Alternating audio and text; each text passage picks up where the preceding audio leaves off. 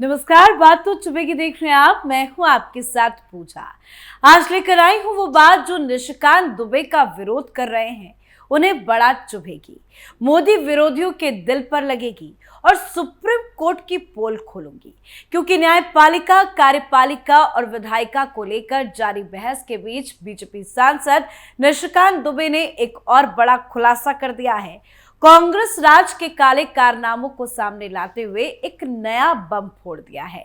निशिकांत दुबे ने खुलासा ऐसा किया है, कांग्रेस का ऐसा काला चिट्ठा खोल दिया है जिससे हर कांग्रेसी बौखला उठे हैं। निशिकांत दुबे के खिलाफ फौरन कार्रवाई की मांग की जा रही है।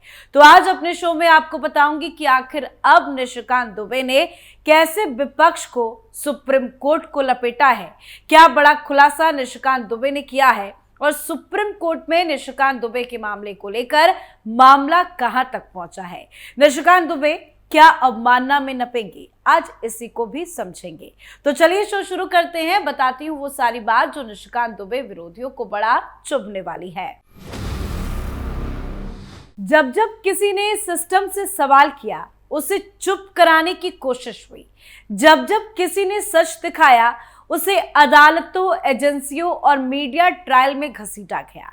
लेकिन इस बार सामने है निशिकांत दुबे, एक ऐसा नाम जो ना बिकता है ना झुकता है। तीखी, विवादित और सुर्खियां बटोरने वाली टिप्पणियां निशिकांत दुबे की राजनीति का स्टाइल है। वो संसद में अपनी आक्रामक और तीखे बयानों के लिए जाने जाते हैं। उनके बयान अक्सर उनकी व्यक्तिगत छवि और फायर ब्रांड इमेज को मजबूत करने वाली होती है। हालांकि पार्टी को कोर्स करेक्शन करना होता है, पार्टी पल्ला झाड़ लेती है, लेकिन चर्चा पार्टी की डांट की नहीं बल्कि सांसद के ओरिजिनल बयान की होती है। दरअसल निशिकांत दुबे बीजेपी के गाइडेड मिसाइल बनते जा रहे हैं और इन दिनों सुप्रीम कोर्ट को लेकर लगातार जो बीजेपी के नेताओं की तरफ से एक के बाद एक बयान सामने आ रहे हैं, उससे तो यही लग रहा है कि बीजेपी आला कमान ने निशिकांत दुबे को सुप्रीम कोर्ट को लाइन पर लाने की जिम्मेदारी दे दी है। खैर, मामला बड़ा होता जा रहा है, तभी उनके खिलाफ कार्रवाई की भी मांग की जा रही है। सुप्रीम कोर्ट की अवमानना का मामला सुप्रीम कोर्ट ही पहुंच गया है। तो क्या हुआ है सुप्रीम कोर्ट में? क्या निशिकांत दुबे पर कोई बड़ा एक्शन होगा? क्या कहता है नियम? ये सब कुछ आपको आगे बताऊंगी। फिलहाल आपको बताती हूं कि कैसे कुछ अलग ही मूड में नजर आ रहे हैं निशिकांत दुबे। एक बात तो तय है, वो चुप नहीं बैठने वाले, ना झुकने वाले। दरअसल सुप्रीम कोर्ट पर जारी बहस के बीच निशिकांत दुबे ने एक के बाद एक लगातार 2 पोस्ट कर डाले। एक पोस्ट सुप्रीम कोर्ट के पूर्व जज बहरुल इस्लाम को लेकर है, तो दूसरा उस जज की पोल खोली है जो बिना वकालत पढ़े बना दिए गए थे सुप्रीम कोर्ट के सीजेआई। उन्होंने भारत के पूर्व मुख्य न्यायाधीश कैलाशनाथ वाचू पर निशाना साधते हुए दावा किया कि 1967 से 68 में चीफ जस्टिस बने वाचू ने कानून की औपचारिक पढ़ाई नहीं की थी। अब यह दावा उन्होंने ऐसे वक्त में कर दिया है जब उनके खिलाफ ही मामला बड़ा होता जा रहा है।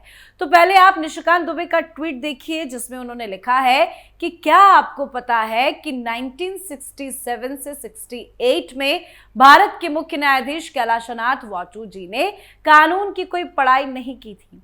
अब कैलाशनाथ वाचू को लेकर निशिकांत दुबे ने जो बातें कही हैं वो चर्चा का विषय बन गया है।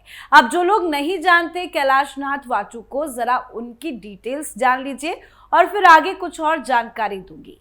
दरअसल भारतीय न्यायपालिका के इतिहास में कैलाशनाथ वाचू का नाम एक ऐसे चीफ जस्टिस के रूप में दर्ज है जिन्होंने पारंपरिक अर्थों में वकालत की डिग्री नहीं ली थी, लेकिन फिर भी भारत के सर्वोच्च न्यायिक पद तक पहुंचे। तो आइए जानते हैं कि कौन थे जस्टिस कैलाशनाथ वाचू और कैसे उन्हें कानून की किसी औपचारिक शिक्षा के बिना सीजेआई जैसे सर्वोच्च न्यायिक पद दिया गया। जस्टिस कैलाशनाथ वाचू आईसीएस अधिकारी थे जो आगे चलकर भारत के 10वें सीजेआई बने थे। उनका जन्म साल 1903 में मध्य प्रदेश में हुआ था। उनका जन्म एक कश्मीरी पंडित परिवार में हुआ था। वो अपने परिवार में पहले न्यायाधीश थे। साल 1924 में उन्होंने सिविल सर्विसेज की परीक्षा पास की और बाद में ट्रेनिंग पूरी करने के लिए ब्रिटेन का रुख किया। ऐसा माना जाता है कि किसी जज या सीजीआई बनने के लिए वकालत की डिग्री जरूरी है, लेकिन वाचू इसका अपवाद थे। उन्होंने सीधे तौर पर एलएलबी की डिग्री हासिल नहीं की थी, बल्कि 1924 में सिविल सर्विसेज यानी कि आईसीएस में चयनित होकर लंदन चले गए। वहां उन्होंने ऑक्सफोर्ड यूनिवर्सिटी से ट्रेनिंग के दौरान क्रिमिनल लॉ का गहन अध्ययन किया। यही उन्होंने कानून की व्यवहारिक बारीकियों को सीखा, जो बाद में उनके न्यायिक फैसलों में झलकने भी लगा। ऑक्सफोर्ड में ट्रेनिंग पूरी करने के बाद वो संयुक्त प्रांत यानी कि जो वर्तमान में अभी उत्तर प्रदेश और उत्तराखंड में ज्वाइंट मजिस्ट्रेट और कलेक्ट्रेट नियुक्त हुए। साल 1926 में उन्होंने यूनाइटेड प्रोविंस में असिस्टेंट मजिस्ट्रेट नियुक्त किया गया था और बाद में वो रायबरेली के जिला जज बन गए। रिपोर्ट के अनुसार आईसीएस की ट्रेनिंग के दौरान उन्हें आपराधिक कानून के बारे में सिखाया गया था। ट्रेनिंग से लौटने के बाद उन्होंने उत्तर प्रदेश में कलेक्टर के तौर पर काम किया और इस पद पर रहते हुए लोकप्रियता भी हासिल की। साल 1947 में वो इलाहाबाद हाईकोर्ट में कार्यकारी न्यायाधीश बने। वहीं 1956 में उन्हें न्यू राजस्थान हाईकोर्ट का मुख्य न्यायाधीश नियुक्त किया गया था। अब सवाल ये है कि वो जज सीजीआई कैसे बन गए।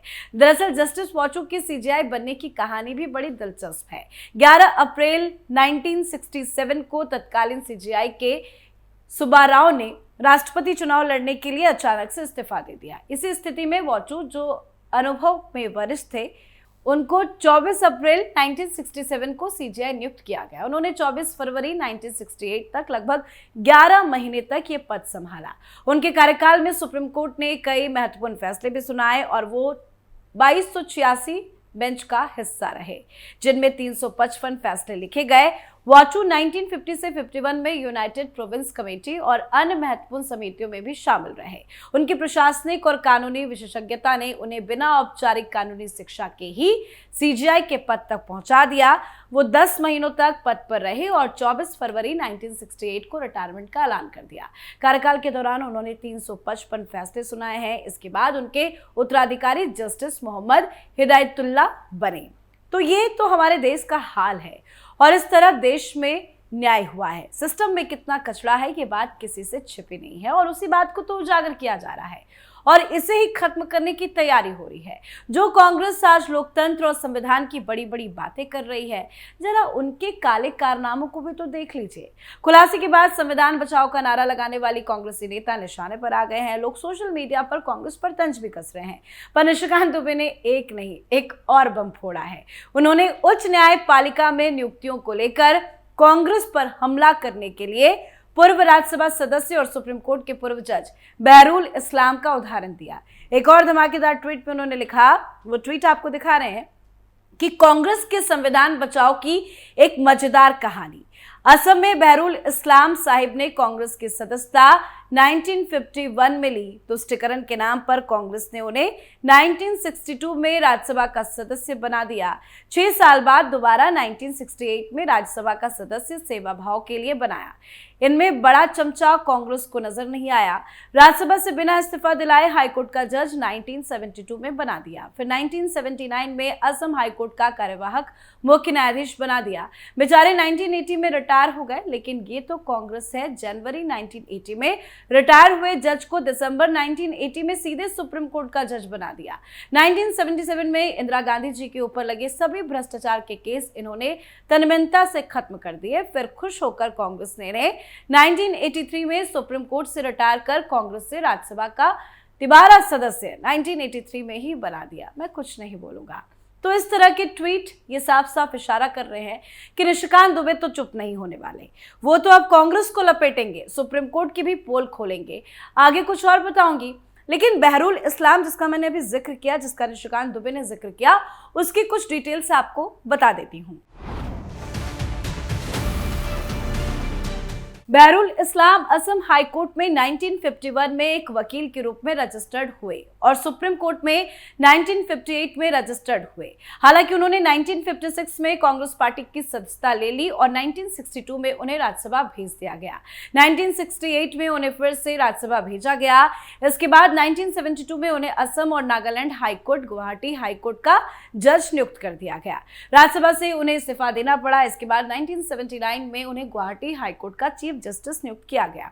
फिर 1980 में वो इस पद से रिटायर हो जाते हैं। इसके बाद बहरुल इस्लाम के सफर में रोचक मोड़ आता है। 4 दिसंबर 1980 को बहरुल इस्लाम को सुप्रीम कोर्ट का जज नियुक्त किया जाता है। इसे रोचक मोड़ इसलिए कहा जा रहा है क्योंकि रिटायर्ड जजों को अक्सर रीअपॉइंट नहीं किया जाता था। इस नियुक्ति के 3 साल बाद 12 जनवरी 1983 को बहरुल इस्लाम सुप्रीम कोर्ट के जज के पद से इस्तीफा दे देते हैं। दरअसल बहरुल इस्लाम कांग्रेस उम्मीदवार के रूप में असम की बरपेटा लोकसभा सीट से चुनाव लड़ना चाहते थे।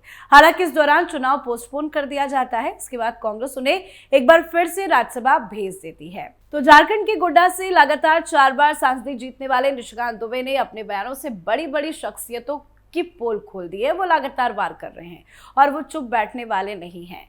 तो वहीं उनके मसले को लेकर सुप्रीम कोर्ट में क्या क्या हुआ है, ताजा अपडेट जाते जाते आपको बता देते हैं। सुप्रीम कोर्ट ने बीजेपी सांसद निशिकांत दुबे के खिलाफ दायर याचिका पर सुनवाई के लिए तैयार हो गई है। कोर्ट ने सुनवाई के लिए याचिका अगले सप्ताह लिस्ट करने को कहा है। हालांकि अभी तारीख तय नहीं की गई है कि कब इस पूरे मामले में सुनवाई होगी। याचिका में सुप्रीम कोर्ट और चीफ जस्टिस यानी कि सीजेआई के खिलाफ दिए बीजेपी सांसद के बयानों के वीडियो सोशल मीडिया प्लेटफॉर्म से हटाने की मांग की गई है। मामला जस्टिस वी आर गवई और जस्टिस एजे मसीह की बेंच के सामने तुरंत सुनवाई के लिए रखा गया था। याचिकाकर्ता के वकील ने कहा है कि सोशल मीडिया पर कोर्ट को लेकर अपमानजनक पोस्ट वायरल किए जा रहे हैं, लेकिन सरकार की तरफ से कोई कार्रवाई नहीं की जा रही है। सुप्रीम कोर्ट को कम से कम सोशल मीडिया पोस्ट हटाने के आदेश जारी करना चाहिए, जिस पर जस्टिस वी आर गवई ने कहा कि हम इस मामले पर अगले सप्ताह सुनवाई करेंगे। तो देखना दिलचस्प होगा कि सुप्रीम कोर्ट क्या फैसला देता है, पर उम्मीद पूरी है कि निशिकांत दुबे का कोई बाल बांका नहीं कर पाएगा। निशिकांत दुबे की आवाज को दबाओगे तो लाखों देशभक्त और खड़े हो जाएंगे, हर शहर में, हर गली में, हर संसद के सामने, क्योंकि अब ये लड़ाई एक सांसद की नहीं है, ये लड़ाई है जनतंत्र बनाम न्याय तंत्र में बैठे बंद दरवाजे की। देश पूछेगा, देश बोलेगा और अगर जरूरत पड़ी तो देश सड़क पर भी उतरेगा। तो आपकी क्या कुछ राय है, कमेंट करके लिखिएगा। देखते रहिए कैपिटल टीवी। नमस्कार।